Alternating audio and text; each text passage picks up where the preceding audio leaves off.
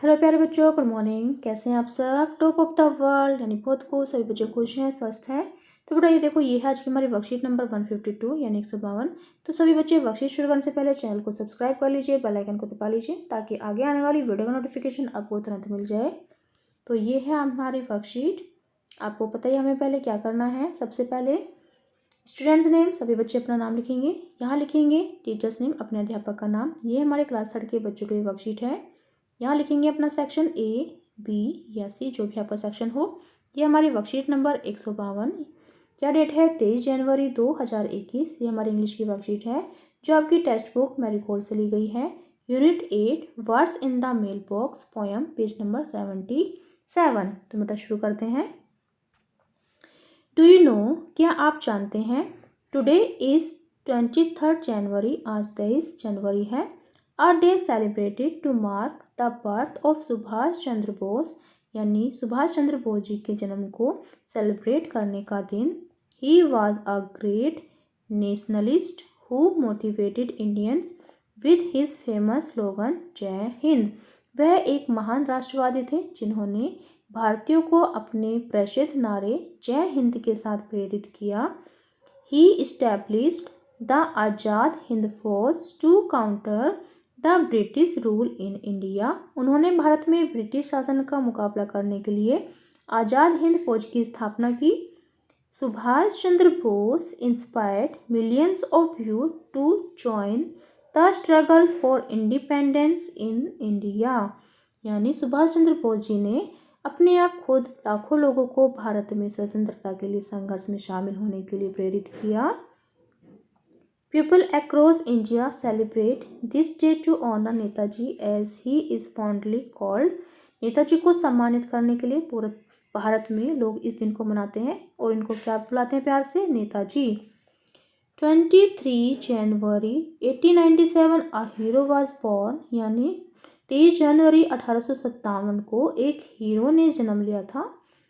With the dream, एक सपने के साथ। फॉर अ फ्री इंडिया, एक आज़ाद भारत के लिए। One individual may die for an idea but that idea will after his death incarnate itself in 1000 lifes. यानी एक व्यक्ति एक विचार के लिए मर सकता है, लेकिन यह आइडिया उसकी मृत्यु के बाद 1000 जन्मों में अवतार लेगा। ये किसने लिखा था? ये लिखा था सुभाष चंद्र बोस ने। तो बेटा 23 जनवरी को हम किसके जन्मदिन के रूप में सेलिब्रेट करते हैं? सुभाष चंद्र बोस जी के जन्मदिन के रूप में। तो शुरू करें। Hello my dear children, hello मेरे प्यारे बच्चों। डू यू नो, क्या आप जानते हैं? There are many ways to share our feelings and thoughts with others. यानी क्या आप जानते हैं कि यहाँ बहुत से ऐसे रास्ते हैं जिसको अपनी फीलिंग्स और अपने थॉट्स को किस अदर्स के साथ हम साझा कर सकते हैं। Letter writing is one of the way, यानी जो लेटर राइटिंग है उसमें से ही एक तरीका है। इन द पोएम, पोएम में words in the mailbox, यानी जो पोएम है word in the mailbox, इसमें द लिटिल गर्ल, छोटी लड़की, wish to receive letters like her mom या डैड। तो वो विश करती है लेटर को रिसीव करने के लिए जैसे कि उसकी मॉम करती हैं या अपने डैड की तरह है, अपनी मॉम की तरह है। ठीक है। तो क्वेश्चन नंबर 1 हमारा देखो क्या है। कैन यू हेल्प हर, क्या आप उसकी सहायता कर सकते हैं? Find out what are the things associated with letters mails, यानी क्या आप उसकी सहायता कर सकते हैं क्या खोजने के लिए? उन चीज़ों को खोजने के लिए जो लेटर के साथ एसोसिएट होती हैं। इन सर्कल दैम या ड्रॉ देयर पिक्चर। तो या तो आपको उन पिक्चर को सर्कल करना है या फिर उनको ड्रॉ करना है। ठीक है। तो देखो बेटा, जो लेटर्स के लिए जो लेटर्स होते हैं, मेल्स होते हैं, उसमें टेलीफोन यूज़ नहीं होता। ठीक है। फिर जीवी भी यूज़ नहीं होता। और पहले हमें क्या करना होता है? पहले हमें लेटर लिखना होता है। ठीक है। या तो हम लेटर को क्या कर सकते हैं? ड्रॉ कर सकते हैं या फिर सर्कल कर सकते हैं, क्योंकि हमें क्या करना है? Encircle them, draw their picture. फिर हमें मेल बॉक्स चाहिए होता है और फिर हमें और क्या चाहिए होता है? पोस्टमैन। ठीक है, तो ये हमने क्या किया, ये हमने सर्कल कर लिया है। और फिर नेक्स्ट देखो बेटा, ये हो गया हमारा आंसर, क्योंकि हमें सिर्फ इसमें यही करना था, ये हमें इसमें यही ढूंढना था उन चीज़ों को जो लेटर के साथ या मेल्स के साथ एसोसिएट होती हैं, तो हमें उन पर सर्कल करना था, या फिर उनको आप अगर सर्कल ना करें तो पिक्चर को ड्रॉ भी कर सकते हैं। फिर नेक्स्ट क्वेश्चन देखो, फिर नेक्स्ट है question number 2। Let us trace the journey of the letter by arranging the following sentences in the correct sequence. तो आपको कुछ सेंटेंस दिए गए हैं बेटा, आपको उनको करेक्ट सीक्वेंस में उनको अरेंज करना है कि लेटर की जर्नी कैसे कैसे होती है, उसको ट्रेस करना है आपको। ठीक है, तो देखो फर्स्ट पहले हमें क्या करना होता है, सबसे पहले जो पहले नंबर पे लिखेंगे हम सेंटेंस, क्योंकि हमें सीक्वेंस से लिखना है। ठीक है, अरेंज करके लिखना है, करेक्ट सीक्वेंस में लिखना है। तो पहले हम राइट अ लेटर यानी राइटिंग लेटर लिखते हैं। ठीक है, क्योंकि हम पहले पत्र लिखेंगे, तो यहाँ हम लिखेंगे, हमारा जो पहला ऑप्शन होगा writing a letter, LETTER letter. ठीक है, उसके बाद देखो फिर क्या होता है, उसके बाद क्या होता है एड्रेसिंग द एनवलप। तो उसको जब हम लेटर को लिखते हैं, पत्र को लिखते हैं, फिर हम उसको एनवलप में डालते हैं और उसके क्या करते हैं, हम उसके ऊपर हम एड्रेस डालते हैं। ठीक है, तो हम सेकंड पे लिखेंगे अपना एड्रेसिंग, ADDRESSING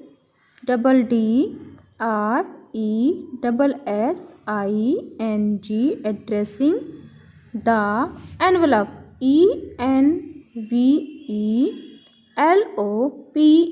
एनवलप। ठीक है, ये तो देखो बेटा फर्स्ट क्या है हमारा राइटिंग लेटर, हम यानी हमें पहले एक लेटर लिखना है, फिर उसके बाद एड्रेसिंग द एनवलप, उसमें डाल के हमें एड्रेस लिखना है एनवलप पर। उसके बाद हम क्या करेंगे, उसके बाद हम जो हमारा 3 सेंटेंस होगा वो क्या होगा, पोस्टिंग द लेटर, यानी ये हमारा 3 सेंटेंस होगा, पोस्टिंग POSTING